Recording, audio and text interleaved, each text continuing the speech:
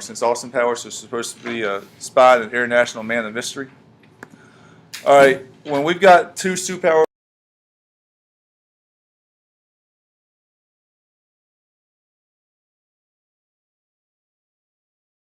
we're going to see that the Cold War was just a long period. Who's going to be the last to turn and who's going to be the last to back down? Well, a few times it was the Soviets back down. We always made it look to the American press like we were the ones that were just trying to make peace, not so much we were trying to back down. All right, so we know that during Truman's presidency, we started an arms race to see who's got the biggest and baddest weapons. All right, Truman, though, wasn't for sure to win re-election in 1948. We know he became president when Roosevelt died in 45. He was re-elected in 46.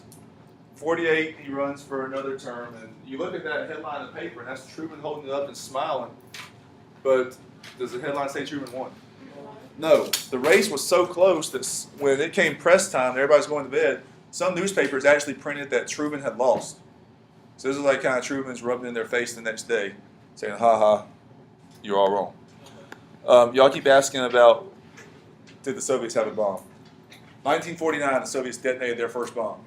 And I've seen different estimates. Some people have said that we think they got this between 6 months and a year sooner than they otherwise would have because of the secrets the Rosenbergs sold them. But bottom line is they would have probably gotten the bomb later anyway.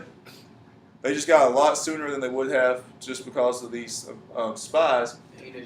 And you can tell from that, big explosion that it's something that is going to really put some harmful effects on the atmosphere. So now we've got a ban on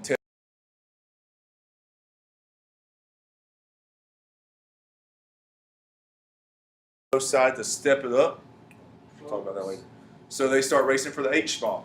What's the H bomb? Hydrogen bomb. And if I remember my science correctly, the first nuclear bomb was a fusion bomb. So you're crashing atoms together. The hydrogen is fission, so they're breaking atoms apart. But you look at this, 67 more times powerful than what was dropped on Japan. We developed one in 1952, the Soviets in 1953. So it's not by any means like we're kicking the Soviets' butts in the arm race. It's like every time we did something, they would come up with something right after us. Yeah. I mean, if this was happening in 1953, we're in 2013 right now. Think about how much more they can do now. Yeah, I'm sure somebody's discovered it, but we just aren't, sharing secrets like that yet. When did one of the weapons that we used on our Yeah, it was. Hold on, what? One of the weapons you could use on So the a hydrogen Gloster bomb is more powerful than than an atomic bomb. No, the regular atomic bomb. Oh All right, if you look at this election map, 1952, I almost said 1852. The colors are flipped. Normally we expect Republicans to be red, but Republicans are blue here, Democrats are red. You can see the solid South. Democrat. Now the South almost always votes Republican. Obama's election in 2008 was the first time in forever that the South had voted for a Democrat, any state in the South, like North Carolina. North Carolina went back Republican in 2012. You can see Eisenhower wins the majority of the country here. And what was so great about Eisenhower? What political experience did he have? War. He had no political experience. He had war experience. He was a general. He was a guy that was in charge of the D-Day invasion, the supreme commander of Allied troops in Europe.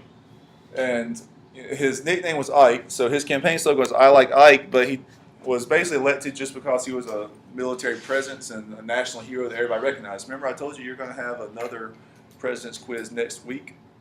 It'll probably be either Wednesday or Thursday, and it'll go up through Roosevelt, but that'd be one that, again, you could put for extra credit because this is 2 past Roosevelt. All right, we start to call what we were doing, the Soviet Union was doing, Brinksmanship. Well, we're going right up to the brink or right up to the edge of nuclear war and not backing down to the last second. And John Foster Dulles, the U.S. Secretary of State at this time, was very, very anti-communist. And he's going to be the guy that crafts this Brinksmanship theory, saying let's not be the ones to back down. Let's win this game of chicken. That cartoon kind of shows you this game of chicken that the Soviets on the right and the Americans on the left were playing. What was that, John Foster? John Foster Dulles. D-U-L-L-E-S. D-U-L-L-E-S. All right, it's around this time that we created the CIA. All right, the CIA, is basically our spy agency. It's still around today. And, you know, if you ever want a job for the CIA, you better work your butt off in school, better keep your nose out of trouble because you got to have high grades, you probably got to know another language, and they're going to do a background check, figuring out everything they could ever find out about you. Wow. I didn't do all Several years ago, one of my friends was applying just to work for the FBI, which isn't even quite as top secret as the CIA. He lived in California. The FBI sent somebody to North Pitt to interview me, just asking about his life. They even asked, like, how smart are his brothers and sisters? Like, why did his brother go so far away from home for college? So I was like, I don't know, but they try to find out everything they can about you.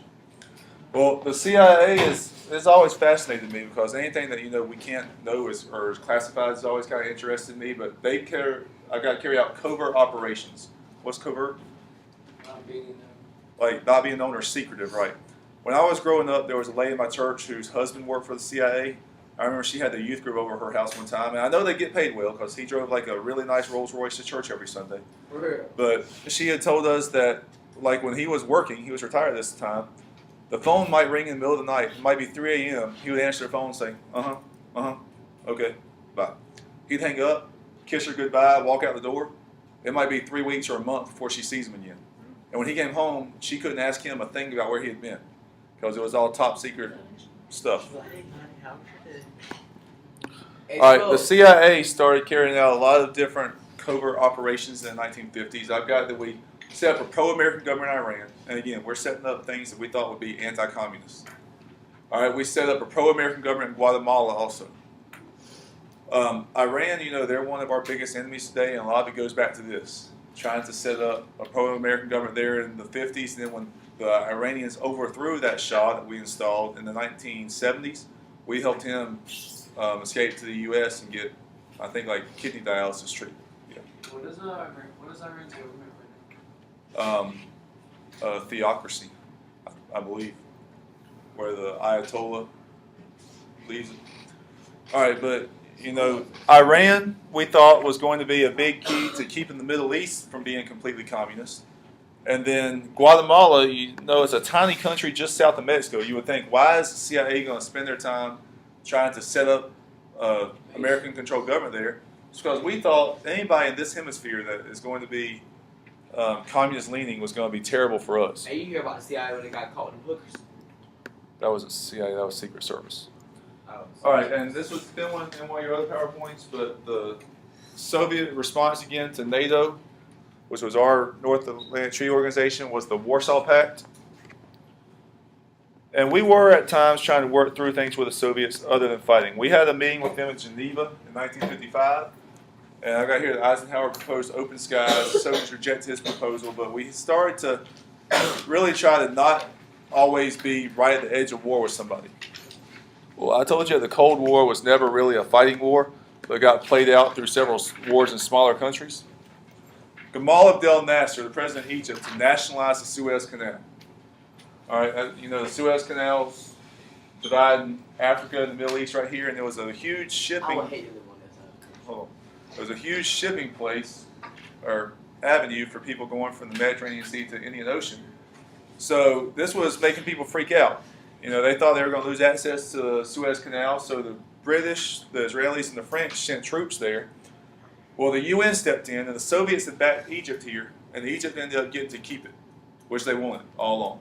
Well, because the Soviets had backed them, this made Soviet prestige in the region rise, and this is when we started to worry that a lot of Middle Eastern countries might be influenced by the Soviets. So now we took the Truman Doctrine one step further, and President Eisenhower, with the Eisenhower Doctrine, says that we're going to defend any Middle Eastern country against a communist attack. All right, now we were saying all this big buff stuff about we're going to help countries fight outside powers, we're going to help countries keep from being communist, but when the rubber met the road, didn't always happen. In Hungary, there was a revolution against Soviet control by a guy named Enri Nagy, and despite the Truman Doctrine saying that, you know, we were going to help anybody resisting outside pressures, we kind of sat there with our hands behind our back and didn't help him. Why do you think we would do that? Anti-Soviet. Well, he was anti-Soviet, so why would we not help him out? What are we trying to avoid? War. A big war, right. Even though we were saying we were going to help people, when it They were came controlled down by to... Soviets, right? Say what? Were they controlled by Soviets? Yeah. Okay, so that's fine. It's because they would be directly on. Yeah, we thought that the Soviets would basically get upset we were getting in their business. All right, Stalin died. When Stalin died, you got a new Soviet premier, Nikita Khrushchev. That guy right there, that tough to spell last name, which I still spell wrong a lot of times.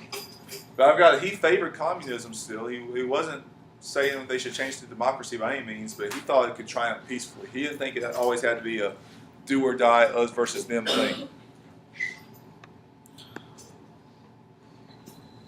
All right, well, the race for international prestige extended also into space. And I've got here that the Soviets launched the world's first international satellite, or I said international, I didn't say artificial satellite. It's called Sputnik. This was in 1957. Now, we launched one just a few months later, in January 1958, but Americans started saying, why are our kids so stupid? Now, why do you think this meant our kids were stupid? Yeah, because we didn't do it first. They were like, how come the Soviets beat us here? So Americans started pouring a ton of money into education. And what subjects do you think they started trying to teach better?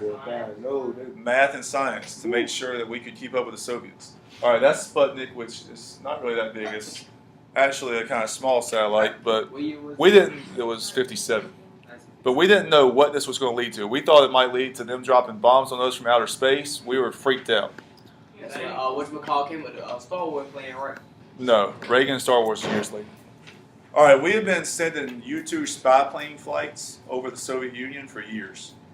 These were planes that flew really high above radar detection. They had these high sensitivity infrared cameras that could take pictures of the ground and see where things like military installations were. Well, it was kind of an open secret, kind of like when Kennedy was having affairs behind his wife's back. Everybody knew what was happening, but people just didn't really say anything. Well, the Soviets knew we were doing these spy flights, but we still kept doing it. Yeah. Didn't Kennedy have to sleep with a different woman? Yeah, we'll get to that when we get No, to that was somebody else that did it too. Side topic again, I'm recording this. We'll talk about it later. Yeah, Austin. They actually ended up shooting down one of those, and it was like a whole secret You're a deal. slide ahead of me. By the 1960s, we were starting to get nervous. We thought, this might mean that, if something gets shot down, it's going to really create really put Cold War tensions to the max, so it might lead to World War III. So Eisenhower was about to hold a meeting with Khrushchev, so we were thinking we need to quit these, but he said, let's do one last one. So he authorized one last flight. If you've heard of Murphy's Law, what's that mean? Anything bad down there is going to happen. Yeah, whatever can go wrong is going to go wrong. Well, that's what happened. Like Austin said, one of them got shot down. Flight from Francis Gary Powers got shot down in May of 1960. So the Soviets get ticked off. They called this summit meeting off to relax tensions, and we both lied. The U.S. lied, said, oh yeah, that's not a spy plane. That was a weather plane that got a little bit lost. Which, of course, everybody knew we were lying, but we were trying to cover up. Soviets lied too.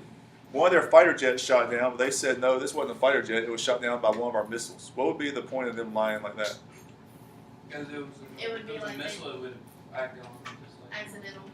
No, not accidental. It's because it would make us think their missile defense systems were more advanced than they were. And actually, Francis Gary Powers was supposed to kill himself. All these U-2 pilots, as well as any spy, was always given like a little cyanide tablet they were supposed to swallow to kill themselves, and he didn't do it. He actually survived.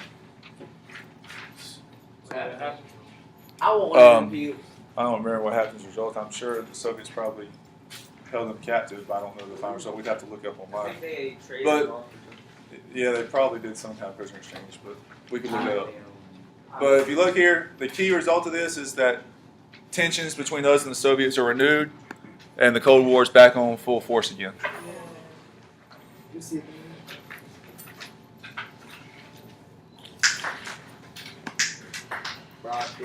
Hey, did we watch that Covert Scout? Yeah, that's about. Yeah, it's during the Cold War. Because the kids run outside. And we're gonna watch Rocky